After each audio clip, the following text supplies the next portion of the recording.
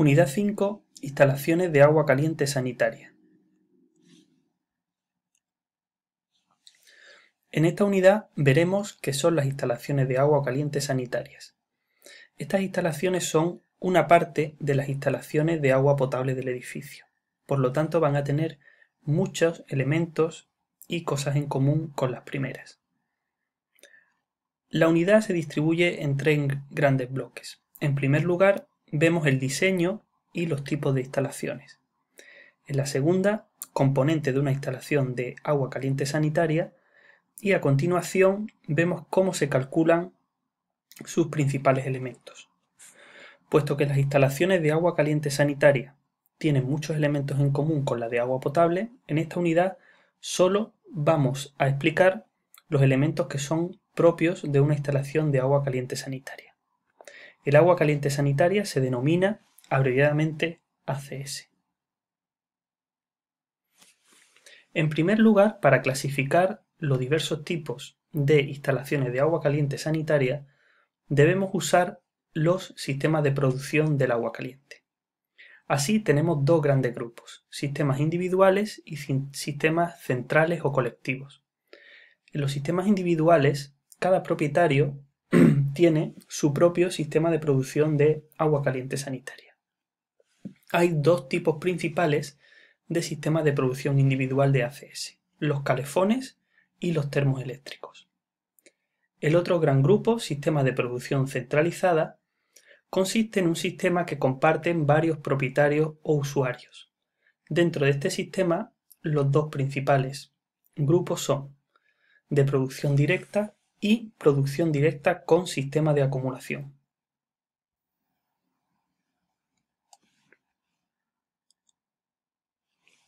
Dentro de los sistemas individuales, el más popular y quizá el más conocido es el calefón.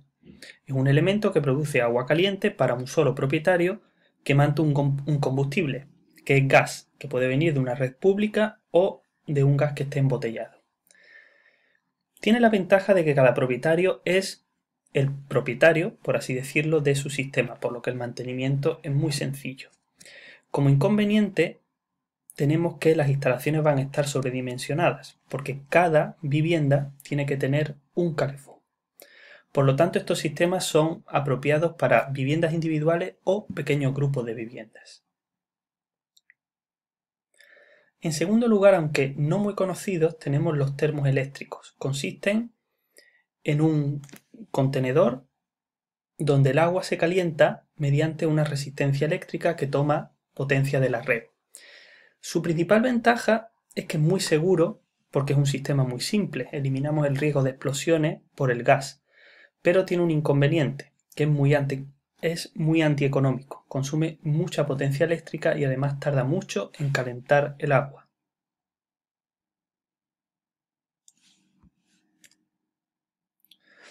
Pasamos a los sistemas de producción centralizada. En estos sistemas muchos propietarios o usuarios comparten un sistema de producción que se llama en estos casos una caldera. Las principales ventajas de estos sistemas es que la instalación está centralizada, por lo tanto su mantenimiento se lleva a cabo por profesionales y además se reparten las potencias y los costos entre todos los propietarios. Como inconvenientes podemos tener los siguientes. Quizás no todos los propietarios quieran colaborar igual en el mantenimiento de las calderas, lo que puede ser una fuente de potencial conflicto, y en segundo lugar, puesto que las potencias son muy elevadas, necesitan una sala exclusiva llamada sala de calderas. Este es el sistema más simple de producción de ACS centralizada, un sistema de producción directo. El agua caliente se produce en este elemento que es una caldera. Esta parte se denomina circuito primario, que lleva el agua caliente desde la caldera hasta el intercambiador de placas, donde el agua proveniente de la red intercambia calor y sube como agua caliente hacia los usuarios. Esta conducción que ven en verde se denomina conducción de retorno. Un poco más adelante veremos para qué sirve. Estos sistemas son adecuados, pero tienen un problema: la demanda punta. Si se fijan en esta curva, de consumo de agua caliente sanitaria en función de la hora del día, ven que en la mañana y justo antes de la hora de la cena hay picos muy elevados de consumo. Si dimensionamos la caldera para atender estos consumos, vamos a tener un derroche muy grande de potencia, porque el resto del día estamos trabajando con la caldera a la mitad o a una tercera parte de su potencia. Para solucionar esto, se reparten las potencias y el consumo de agua caliente en dos elementos, la caldera y el depósito. Y así llegamos al segundo sistema de producción de agua caliente centralizada, que se denomina producción directa con sistema de acumulación. Fíjense que se ha introducido un elemento en la instalación que es el depósito de acumulación. Es un depósito donde se almacena agua caliente. La caldera, el circuito primario y el intercambiador de placas siguen en el esquema, pero lo que ocurre es que el agua llega y se almacena en un depósito.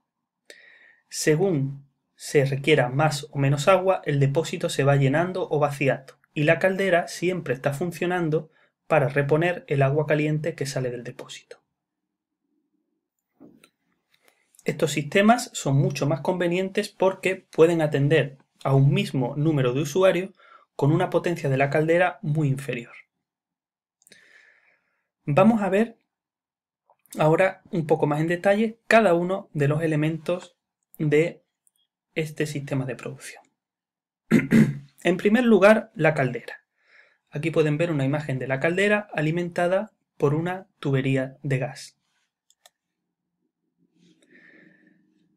El circuito primario. Estas tuberías que salen desde la caldera van hacia el intercambiador de placas. En esta imagen pueden ver cómo llega el circuito primario al intercambiador de placas y cómo llega también el circuito de ida hacia los usuarios. Este es el depósito de acumulación, donde se acumula el agua caliente. Y esta tubería es el suministro de agua fría, que llega desde la red para alimentar de agua al circuito para que la caldera la caliente. Y aquí, esta otra tubería, es el circuito de ida de agua caliente que lleva el agua caliente hasta los puntos de consumo. Y esta otra tubería, que se ve aquí junto a la anterior, es el circuito de retorno, por el que retorna el agua caliente sanitaria que se ha usado. Dependiendo de los requerimientos de presión, tenemos también unas bombas. Aquí pueden ver dos bombas en paralelo para suministrar agua caliente a los usuarios. También existen elementos de regulación y control, denominados, en este caso aquí con una T, estos son los termostatos, que miden la temperatura de agua caliente que se va suministrando a los usuarios. Pasamos seguidamente a ver cómo es el diseño de un sistema de conducciones de agua caliente sanitaria. Tenemos las tuberías, los medidores, las tuberías de retorno, válvulas y otros accesorios. Como ven, es muy similar a un sistema de producción y distribución de agua potable, con la diferencia de que hay un retorno de agua caliente sanitaria. Puesto que hay elementos de la red que no usan agua caliente sanitaria y la echan por el desagüe, como por ejemplo podrían ser los calefactores, tiene que haber una parte del agua caliente que vuelva al sistema de producción para ser reutilizada, puesto que es un agua que está tibia pero no está fría. Ese agua se conduce mediante las tuberías de retorno de agua caliente sanitaria. Aquí pueden ver un esquema con las tuberías de ida de agua caliente sanitaria y los medidores que están en cada planta. Fíjense cómo las tuberías de ACS van aisladas.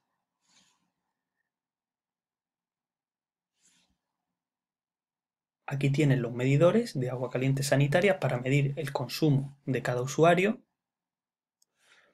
Y junto a la tubería de ida pueden ver la tubería de retorno, que también va aislada. Los aparatos de consumo de agua caliente sanitaria son los mismos que para agua fría. Hay una diferencia en estas conducciones y es que deben ir aisladas. Aquí pueden ver una tabla en la que se les muestra el grosor del aislamiento en función de la temperatura a la que se conduce el agua y el diámetro de las tuberías. También no hay que olvidar poner elementos de dilatación, puesto que las tuberías de agua caliente son tuberías metálicas y se dilatan.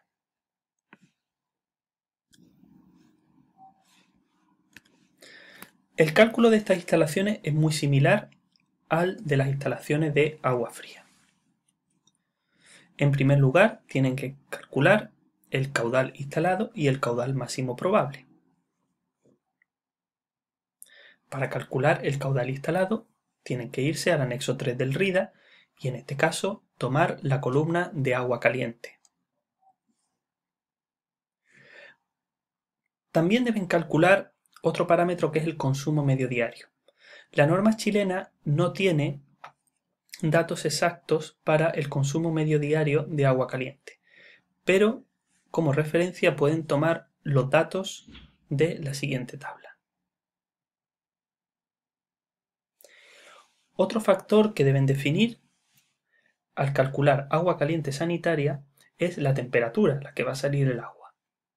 En primer lugar, la temperatura del agua fría se considera normalmente como de 5 grados, puesto que es la condición más desfavorable. La temperatura a la que vamos a calentar el agua en instalaciones centralizadas se considera de 60 grados. Si además tenemos agua almacenada en un depósito de acumulación, tomaremos como temperatura 70 grados. Para calcular las pérdidas de carga se emplean las fórmulas empleadas en la NFH 2485, pero tengan cuidado de emplearla para el agua caliente. Para calcular el diámetro de la tubería de retorno tienen que tener en cuenta estas cosas. En primer lugar, el retorno debe conducir como mínimo un 10% del caudal máximo probable de ACS. Tiene que tener un diámetro mínimo y una velocidad máxima. En esta tabla se les da una orientación de los diámetros de tubería y del caudal que puede conducir. En este caso para tuberías de cobre. Vamos a calcular ahora cada uno de los tipos de equipos de producción de agua caliente sanitaria que hemos visto. Cuando calculamos el calefón a gas, el cálculo es muy sencillo. Solo tenemos que multiplicar el caudal de agua caliente que produce por el salto térmico, es decir, la temperatura a la que vamos a producir el agua menos la temperatura de agua fría por el calor específico del agua. Tengan cuidado porque en el caso de calefones de gas el salto térmico es de 25 grados porque son los datos que entrega el fabricante. En el caso de termos eléctricos tenemos un salto térmico distinto entre 60 y 5 grados y tenemos que aplicar esta fórmula con estas variables. En el caso de sistemas de producción centralizada, la potencia de la caldera se calcula con esta fórmula, muy similar a la de un calefón individual. Si calculamos un sistema con un depósito de acumulación, el cálculo es un poco más laborioso. En primer lugar, tienen que calcular el volumen del depósito de acumulación como un porcentaje del consumo medio diario. En segundo lugar, tienen que calcular el factor de uso del depósito, que es función de la forma del depósito, de su altura y de su diámetro. En tercer lugar, calculan la potencia de la caldera teniendo en cuenta que el depósito queda incluido aquí y reduce la potencia de la caldera. Finalmente, como última variable, tendrán que calcular el tiempo de recuperación del depósito, es decir, el tiempo que tardará en llenarse de agua caliente si se vacía. Para los elementos adicionales, seguimos los mismos criterios que en las instalaciones de agua fría.